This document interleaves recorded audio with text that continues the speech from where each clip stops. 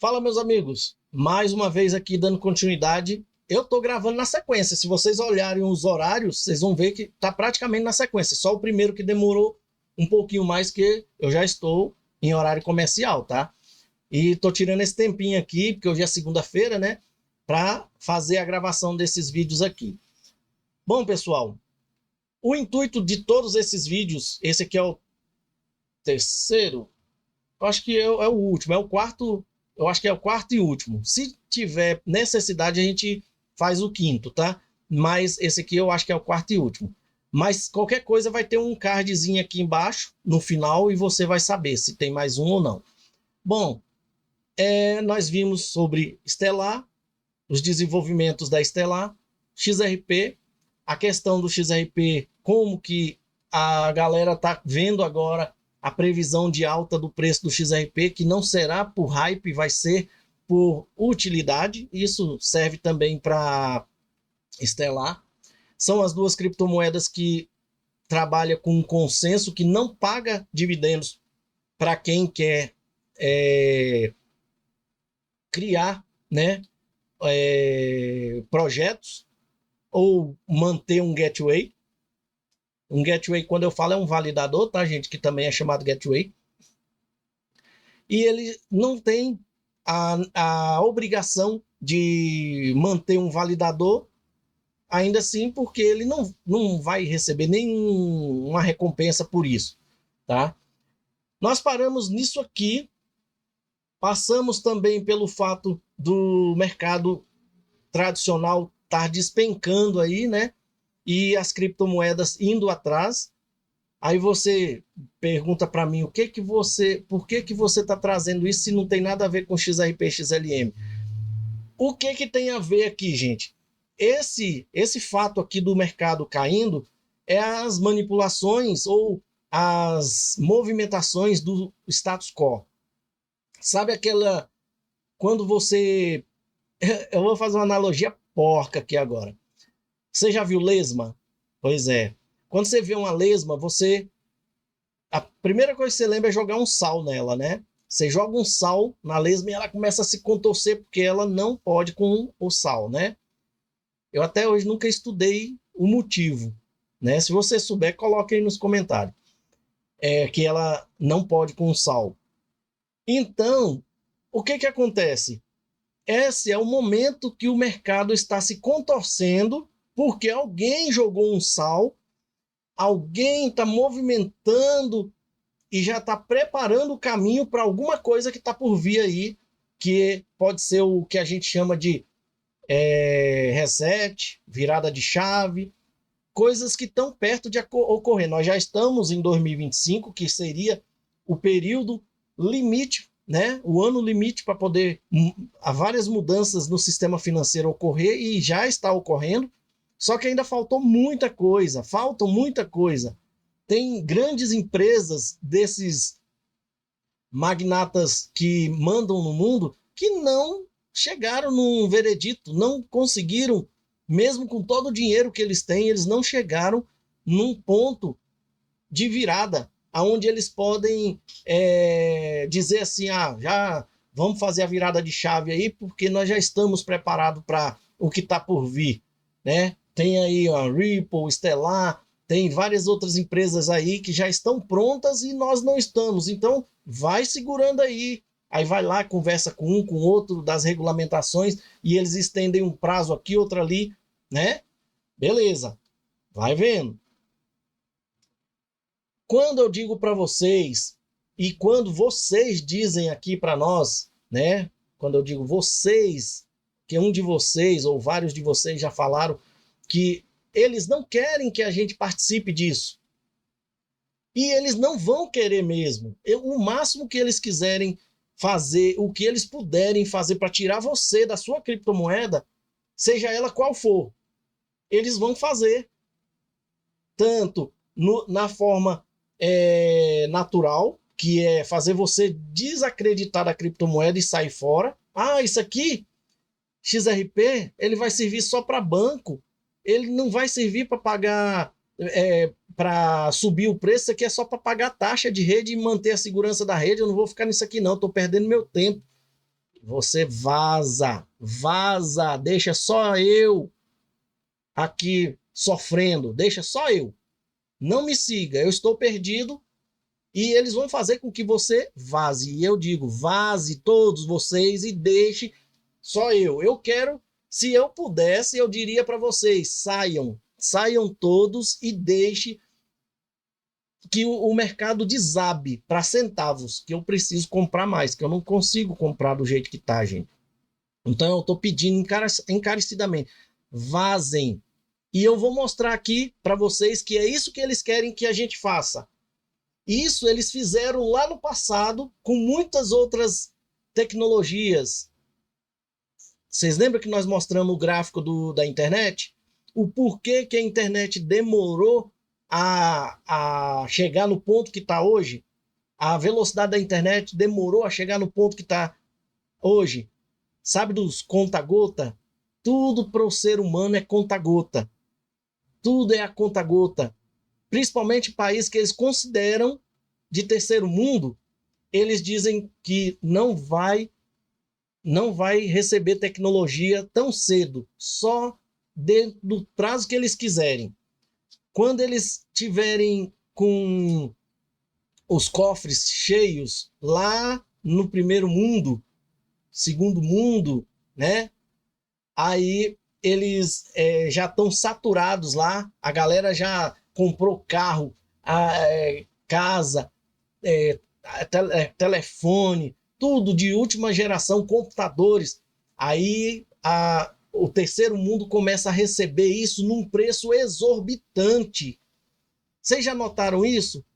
Internet no Brasil começou caríssimo. Carro era e é ainda muito caro. Você compra um carro aqui num preço, com o preço que você compra aqui e converte em dólar, você compra 2, 3 carros lá nos Estados Unidos ou na China. Vocês sabem disso, né? Se você compra um iPhone aqui, você compra 2, 3 iPhone lá nos Estados Unidos ou fora de lá. Terceiro mundo é a escória do mundo, tá?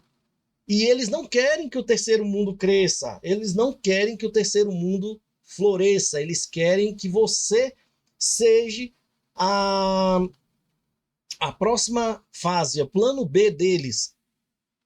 Lembra do combustível? Combustível, quando é vendido lá fora, é um preço, quando chega aqui dentro, é outro, é muito mais caro. Você tem um país que é autossuficiente em exploração de petróleo. Esse petróleo, eles fingem que vai refinar lá fora e quando volta, ele volta muito mais caro do que eles venderiam para você. Por quê? Porque foi refinado lá fora, tá?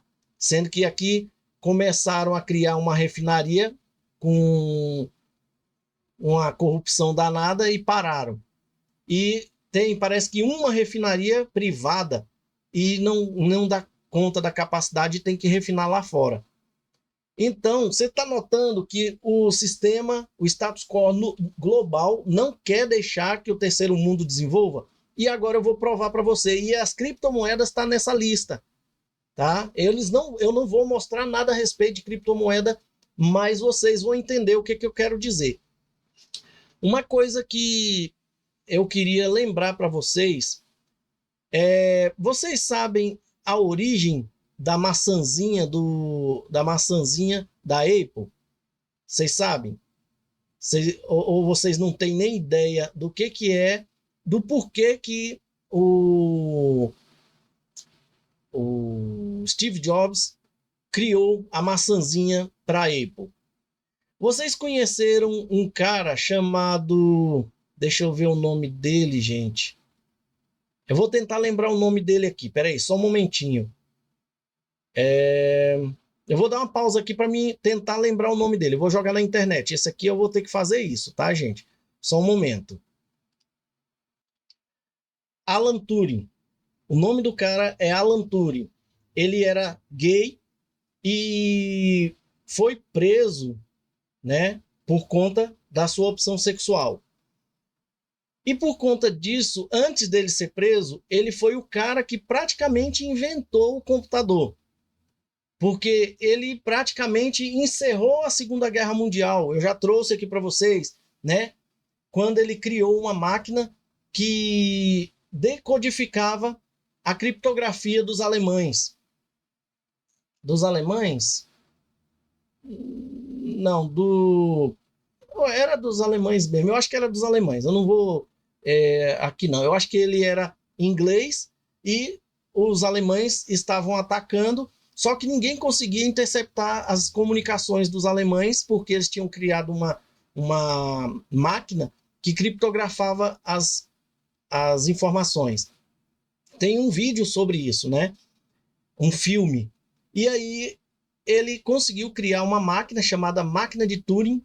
Isso você consegue lembrar da EVM, né? Que ela é uma máquina de Turing completa, é um computador, né? De certa forma, executa tudo o que for necessário, como se fosse um Windows, né?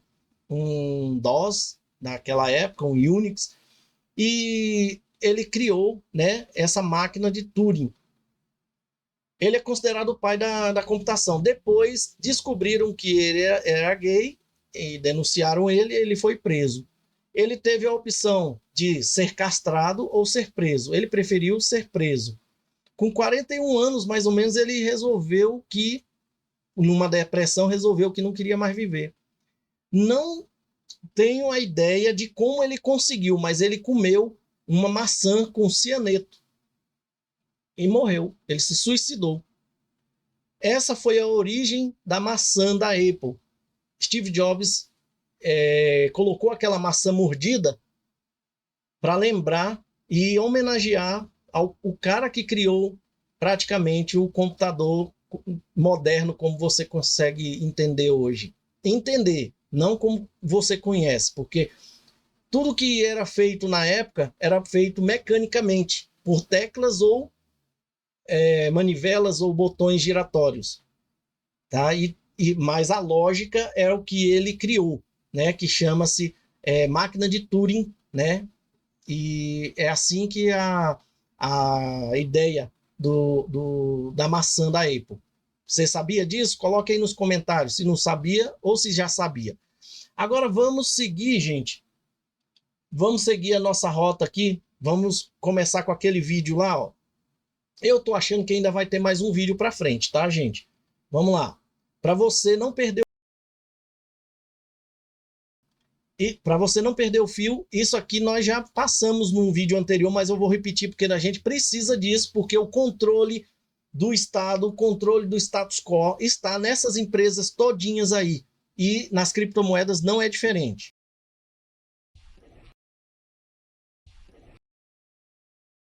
E há um ego, uma crença de que eles foram criados de uma maneira que muitos foram altamente educados.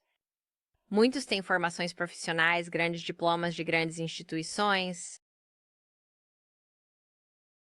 Mas então a riqueza se instala. E se você pensar sobre a trajetória que essas mulheres seguem, uma vez que a riqueza chega, normalmente a riqueza chega não necessariamente porque o marido delas na área de tecnologia é um empreendedor excepcional, é porque o que percebi é que o governo ajudou a financiar o marido delas em algum momento ao longo do caminho.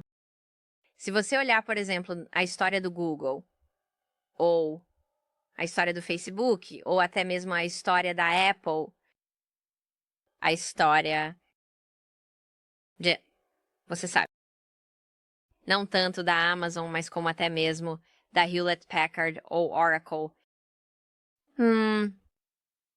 Essas empresas não surgiram do nada.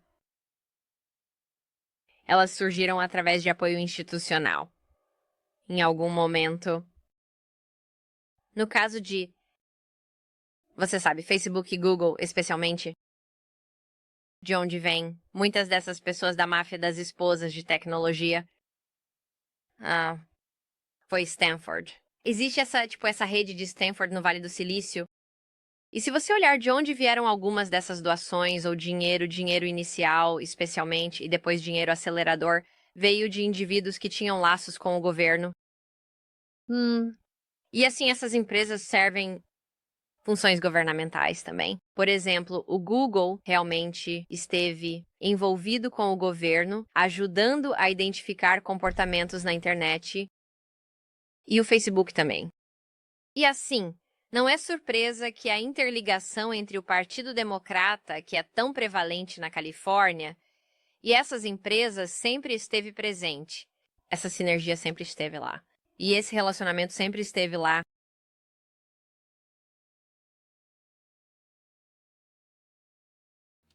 Então, pessoal, aí, como vocês mesmos podem ver, ela descobriu que porque elas estão conversando entre mulheres aqui, falando das esposas dos grandes magnatas que você acha que é os trilionários do mundo, né? Não, eles só são as marionetes. A mesma coisa é o Elon Musk. Eu já falei para vocês, gente, o Elon Musk ele se comporta naturalmente como uma pessoa que é dono da fortuna, porque provavelmente o acordo deles com a elite é que ele vai representar aquele braço da elite, porque é uma hidra, né? E com isso ele só vai fazer aquilo que ele pode. Se ele fizer alguma coisa que ele não pode, ele volta atrás, tá? Igual quando ele se envolveu com criptomoeda, no caso do Bitcoin, ele se envolveu e fazendo proselitismo ali, fazendo um hype do Bitcoin em 2021, mas com certeza ele exagerou. E com isso ele teve que voltar atrás. A SEC foi lá e deu uma cutucada nele, ó, cuidado. Ou seja, a elite pôs a SEC para mostrar para os outros que se eles se envolvessem com criptomoeda antes das regulamentações, eles poderiam ter um problema. E a mesma coisa, o exemplo aqui que eu estou dando é a Ripple. A Ripple também, gente, aqueles investimentos iniciais foram governos. O Google, que já praticamente o governo deita e rola ali dentro, Facebook também, eles investiram na Ripple. Então a Ripple, ela é outra empresa que, se você reparar, quem assistiu as últimas séries do Jed Nakamoto, vai ver que o Jed McCaleb saiu da empresa. Aliás, essa parte dele sair da empresa, a gente só sabe que saiu, mas não sabe por quê. E você vai saber no terceiro episódio.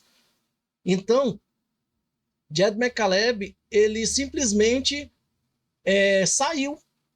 Ou seja, ele deslocou de uma empresa e criou outra, com as bênçãos do sistema, do status quo, vendeu 9 bilhões de XRP com as bênçãos do status quo, ninguém tocou nele com as bênçãos do status quo, e o XRP está aí, por quê? Porque o sistema precisava de um Bitcoin melhor, e ele foi lá e ajudou a criar isso, tá? Tanto é que Jed McCaleb, eu acho que ele é o Satoshi, que ele repetiu a técnica que ele usou no Bitcoin, só que em pequena escala. A técnica que ele usou no Bitcoin foi a mesma técnica utilizada pelo Linus Torvald lá no passado, convocando a galera para ajudar a desenvolver o Linux. E com isso, de código aberto ainda por cima. E com isso, aconteceu lá no Bitcoin a mesma coisa. Por isso que eu acho que o Jed McCaleb deve ter usado essa técnica, mas eu acho que ele é o Satoshi pelo fato de quando ele foi criar o XRP Ledger, ele saiu catando as pessoas que ele conhecia, tá? Ou que o sistema colocou para ele conhecer, porque o David Schwartz trabalhava para o sistema NSA, tá? Eu acho que é NSA que chama, né? Arthur Brito, há quem diga que ele trabalhou para a NSA. Até agora eu não conheci nada, não li nada sobre isso, mas já surgiu coisas aí dizendo que ele trabalhou para a NSA também. Por isso que ele não aparece, porque ele ainda trabalha para a NSA. Uma coisa assim. Beleza. Então, a gente viu aqui que o sistema é que dita quem é a empresa que funciona, quem é a empresa que vai para frente, quem é a empresa que sai fora, né? Vamos para a próxima aqui agora, levando essa ideia do Elon Musk, da Tesla. Vamos lá. Um videozinho aqui, só que ele é muito longo. Esse vídeo aqui mostra vários carros criados em 1830, tá? 1830, esse carinha bem aqui, ó. Tá? Ele é que apresentou esse vídeo aqui de 16 minutos. Ó. Beleza? Só que não é isso que a gente vai ver. A gente vai ver o do Brasil. Lembra que eu falei para você que o status quo fala, ó, terceiro mundo cai fora, não entra nessa seara aí, não. Então tá aqui, ó. 1974, o carro elétrico brasileiro chamado Itaipu, tá? Da Gurgel. E esse aqui é o João Gurgel. Vamos ver, quem entrevistou ele foi o Silvio Santos na época. O senhor acha que esse carro elétrico vai substituir ou pode substituir o automóvel convencional? Em grande parte, sim. Na parte de transportes urbanos, ele será um grande substituto do automóvel convencional. O carro elétrico criado por ele em 74, na primeira crise do petróleo, podia ser ligado na tomada de casa, 10 horas carregando para rodar 60 quilômetros. Em 1987, realizou o desejo de fazer o primeiro carro totalmente nacional. Desenvolveu um veículo desmontável e ficou famoso por seus carros resistentes, econômicos e populares. Hoje se fala muito no carro elétrico moderno, carro elétrico que você pode abastecer, recarregar na tomada da tua casa, mas esse aqui é um carro elétrico brasileiro, fabricado em 1974, com tudo isso. O Brasil poderia ter feito esta revolução no início dos anos 70, com o Itaipu, esse carrinho feito pela Gurgel. Para recarregar as baterias, o procedimento é simples. Bom, era só esse pedaço que eu consegui, tá? Então, vocês viram aí que este carro, ele desapareceu, foi tirado de linha. Ah, porque não conseguiu ser vendido, ninguém quis comprar. Gente, quem é que não queria uma facilidade, né?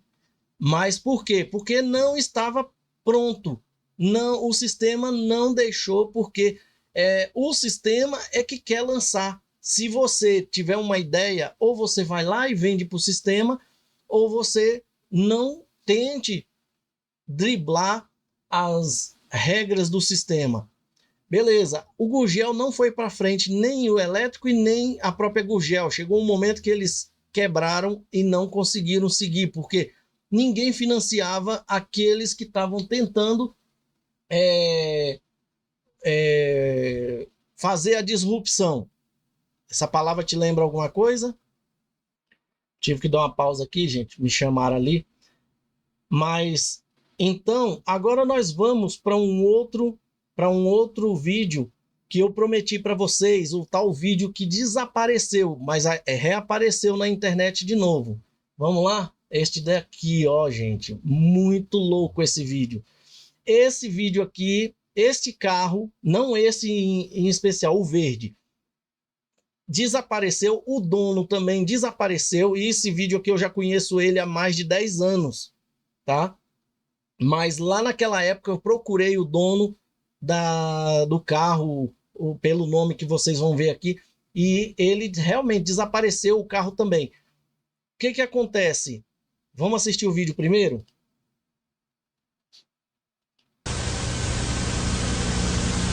When will we be able to see free energy devices powering consumer products like this electric car?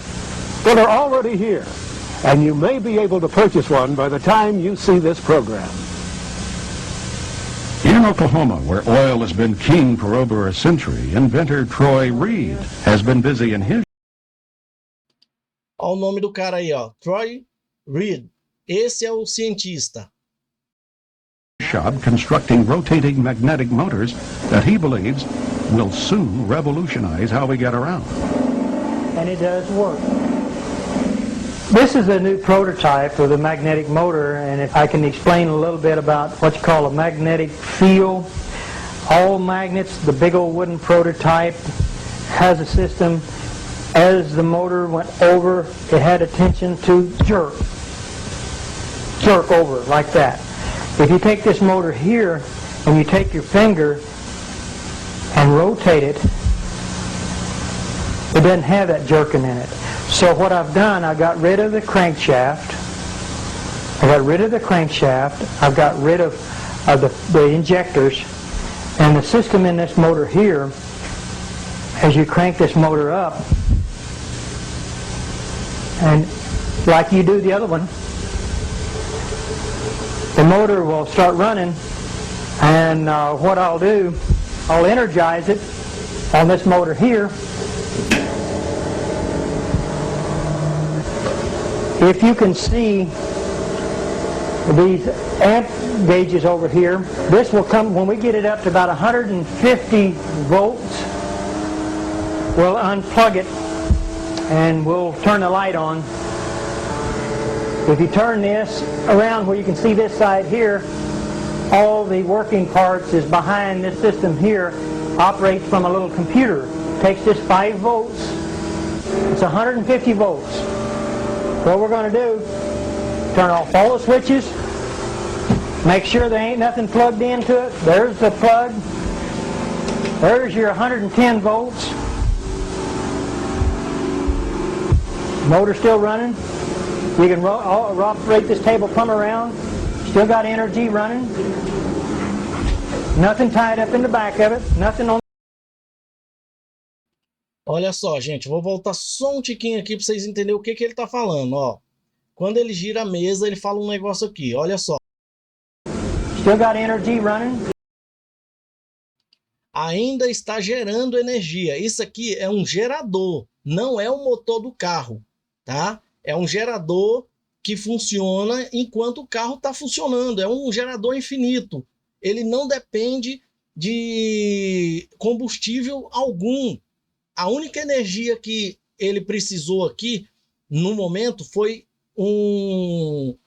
uma coisa que ele falou aqui de 5 volts, né? E onde quando ele ligou os 5 volts, ele estava conectado na energia porque ele precisava de gerar esses 5 volts. Quem é que pode gerar 5 volts dentro de um carro? Uma bateria. É claro que ela é de 12, mas a gente utiliza um redutor para que ele se transforme em 5 volts para poder injetar a energia aqui. Lembra que ele falou que os ímãs, quando se encontravam, eles davam um repuxo? Os 5 volts, quando ele fez um movimento com a mão ali, foi para fazer com que os ímãs ficassem um empurrando o outro.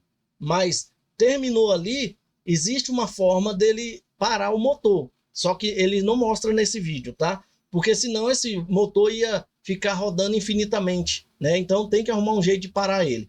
Essa explicação aqui é importante porque vocês vão ver ele mostrando o motor do carro. Então o carro existe 2 motores. Ele até fala um motor de corrente e um de tensão. Este motor aqui é o gerador, tá? Para carregar as baterias do carro. O carro é um carro normal, igual esses Tesla, igual os carros da China, só que eles precisam de estar conectados na energia. Esse daqui só precisa de uma bateria para dar partida nesse gerador que fica dentro do carro. Você acha mesmo que a indústria de carro elétrico está preocupada com o quê? Está preocupada em vender energia. Eu conheço gente que comprou o carro elétrico da China e que diz que a energia dele que vinha 300, 200 reais, 300, agora está vindo 1.500, porque ele tem que ficar carregando carro quase a noite toda. Os caras estão ganhando dinheiro a rodo com energia elétrica, vendendo carro elétrico ineficiente. Este daqui seria um carro eficiente. Será que é por isso que ele desapareceu? Vamos continuar o vídeo? Nothing tied up in the back of it, nothing on the floor. Rotate around, still running electricity. So we're hoping this time next year that you'll be able to use it in your home. So that's another. And what's good about this, you're talking about electric automobiles. This right here can set it in the back of an electric automobile and generate electricity and charge batteries up in a car.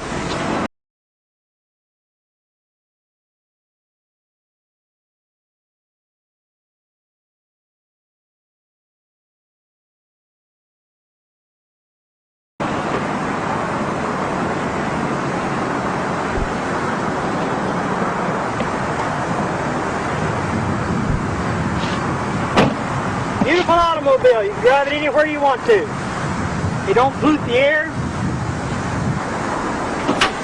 All the other electric automobiles that I've actually seen has been nothing but this standard transmission. This is an automatic transmission car. There's not a whole lot of what you call junk, I would call, under cars. I've seen a lot of electric cars that had a lot of stuff in it. The only thing that this has a battery to run the radio, the blower. We've got two safety switches over here that can be mounted into an enclosed system, but we did this where you could see, where people can see this car with the technology. It's a safety switch system.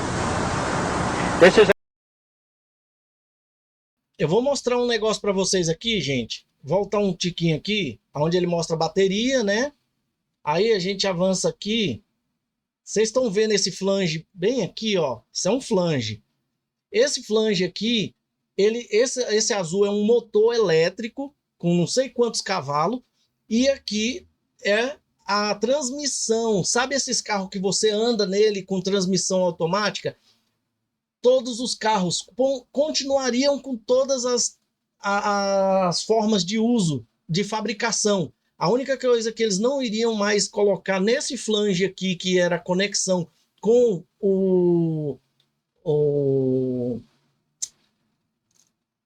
a caixa de marcha aqui, né? Caixa de marcha automática, né?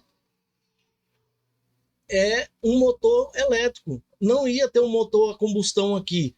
Este é um motor elétrico conectado a uma caixa de marcha automática que você não precisa de ficar passando marcha. Ele só tem uma marcha, ou duas marchas. Uma é a ré e a outra é para frente, né? Aí a bateria que ele mostrou aqui é só para o rádio. Mas existe um banco de bateria lá no porta-mala, que ele não mostra, que está junto com o gerador, e ele fica gerando o tempo todo energia para as baterias. A bateria nunca ficará descarregada. E com isso o carro anda para onde você quiser, não sei quantos 1000 quilômetros que você quiser andar, ele vai andar sem necessidade de carregar. Vamos seguir aqui para vocês verem. We've got two safety switches over here that can be mounted into an enclosed system, but we did this where you could see, where people can see this car with the technology. It's a safety switch system. This is a controller box, a Curtis control box. It cuts the amperage down. So with the amperage, here's what's real good about electric automobiles. All electric automobiles that have search technology with this in it, they create heat. They've got to have a fan to blow this Curtis controller off because it gets hot. We don't want that to get hot. We want to stay that cold, because once it stays cold, you save on all the computer chips that's in this controller. So that means you can go farther, longer, and you won't have no problems.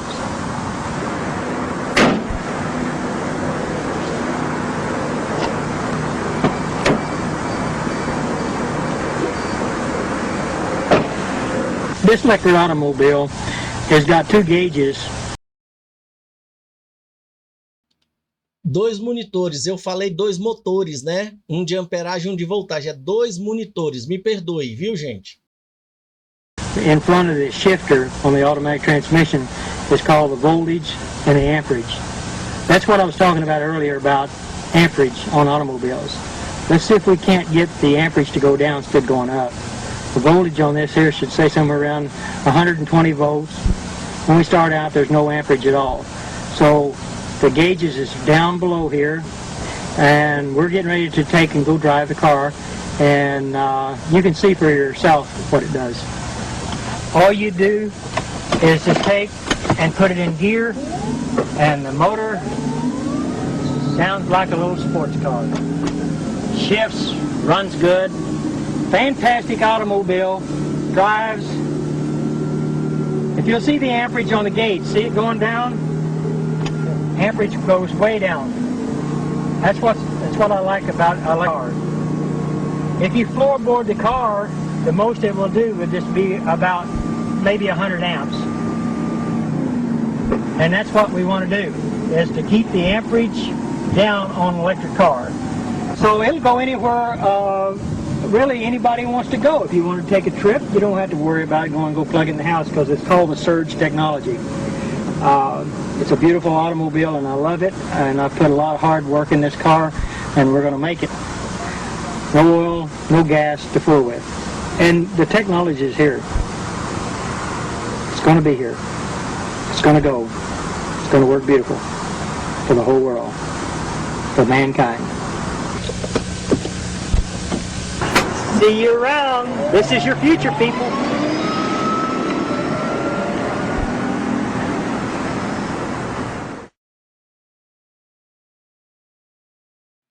Mas onde está o carro agora?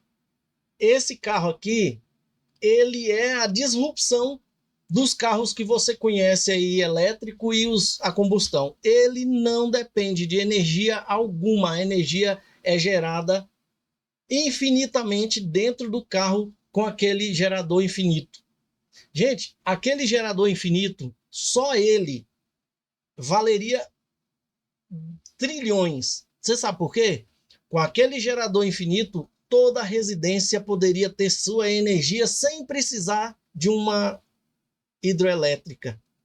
Acabaria com o sistema.